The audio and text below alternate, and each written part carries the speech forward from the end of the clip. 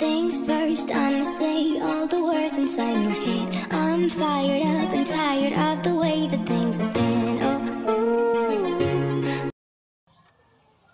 hello mga Lodi, na-miss ko kayong lahat. Pasensya na kayo, hindi tayo nakapag-vlog ngayon.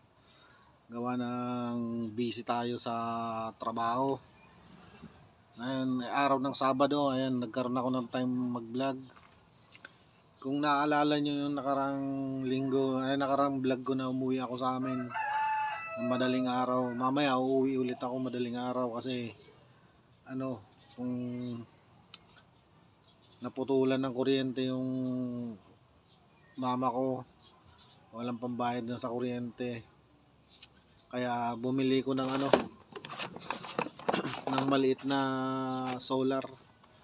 Ayan, dadaling ko sa kanila mamaya, kaya mamaya uuwi rin ako madaling araw. Ayan mga Lodi, ayan, dalawa yung binili ko na to para dito sa bahay. Naman yung isa sa gagawin kong garahe. Bukas gagawa rin ako ng garahe. Paka-uwi ko doon, ikakabit ko lang to, tapos balik na ulit ako dito. Ganun lang setup ko bukas. Ayan, tinesting ko na to, gumagana siya, kaya okay naman siya. Para may ilaw sila ron. The remote nga rin eh.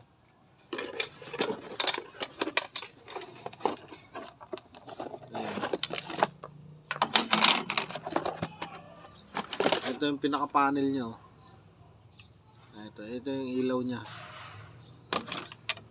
Papakita ko sa inyo kung iilaw ulit. Wala kasing karga to eh.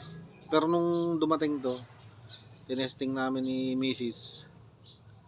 Kung gumana naman.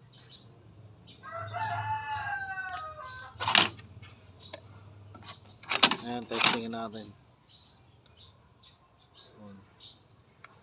Ayan.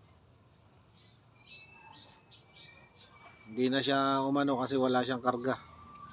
Pero bukas, pag sana umaraw para makargahan to. Ayan. So bukas abangan nyo paano ko ikakabit to. Pipicturean ko na lang, papakita ko rin sa inyo. Tabi na natin.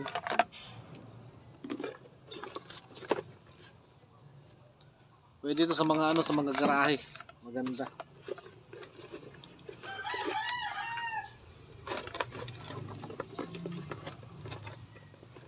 Hindi ka na magbabayad sa sa kuryente pa.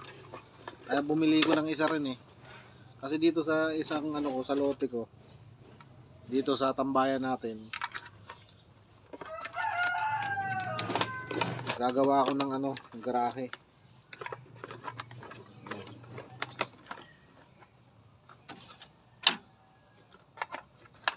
Kasi yung tricycle ko tsaka yung motor ko lagi nasa labas. May garahe naman sa bahay, kaso nga lang masikip na pag ginarahe mo. Ayan, hindi ko na naibalik na maayos. Ayan mo na. So nakaraan,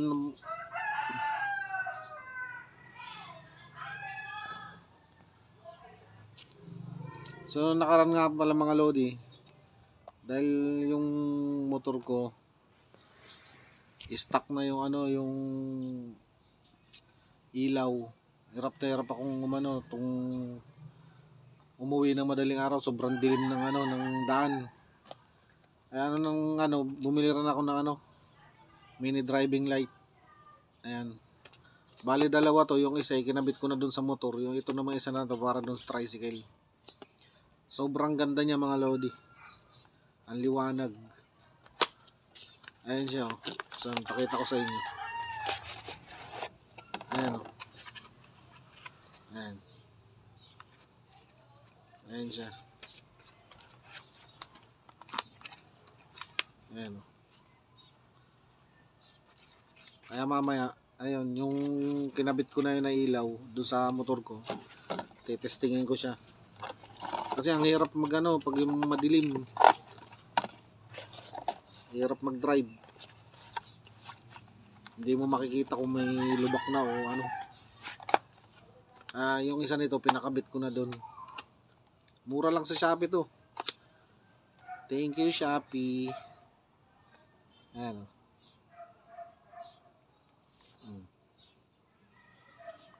So bukas itong solar na to, kakabit ko doon sa bahay nila mama. Madaling araw, iwat na ako madaling araw.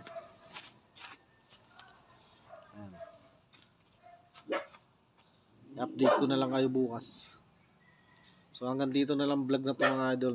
Maraming salamat sa inyo. Bye bye. Gandang gabi.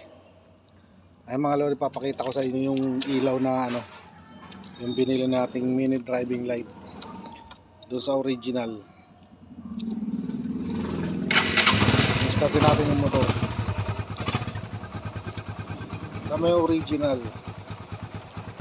Original. Ganyan lang. Ganyan lang yung ano. Pero pag binuksan mo yung ano, pinatay mo yan. Original. Ayan yung original na ilaw niya. Sobrang labo oh. Hanggang dun lang oh. Pero pag yung binuksan mo yung mini driving light, mas malakas pa rin sa natural na ilaw. Ano? Oh.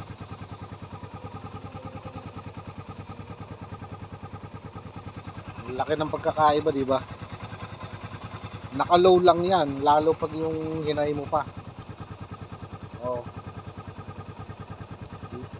Low. High. So, di ba? Ito naman yung original. Oh. Kahit naka-high pa yan, oh. Ay, yung original na ilaw naka-high pero napaka ano pa rin, labo. Masyadong malabo. Oh. Diba? Naman ang pagkakaiba nilang dalawa. Pag pinatay natin niya yung ano. Oh.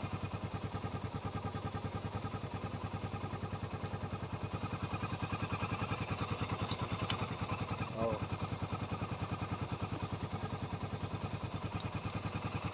Grabe yung pagkakaiba nila, di ba? Kaya ako bumili ng mini driving light. Bili na rin kayo mga lodi. Ano? Napakaangas oh.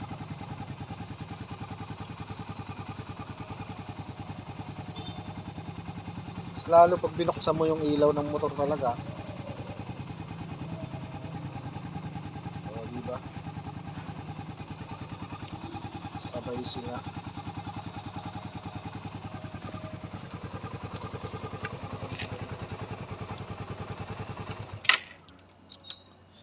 Ayun yung pagkakaiba nung ano, yung original na ilaw ng motor ko, tapos yung mini driving light natin. Papakalaki ng pagkakaiba. Buksan natin yung ilaw. Pinatay ko talaga yung ilaw para makita nyo eh. Ayan. Kaya ako nagpakabit ng ganun. Kasi ang hirap pag yung bumabiyahe ka tapos di mo gano'ng makita yung ano, yung dinadaanan mo.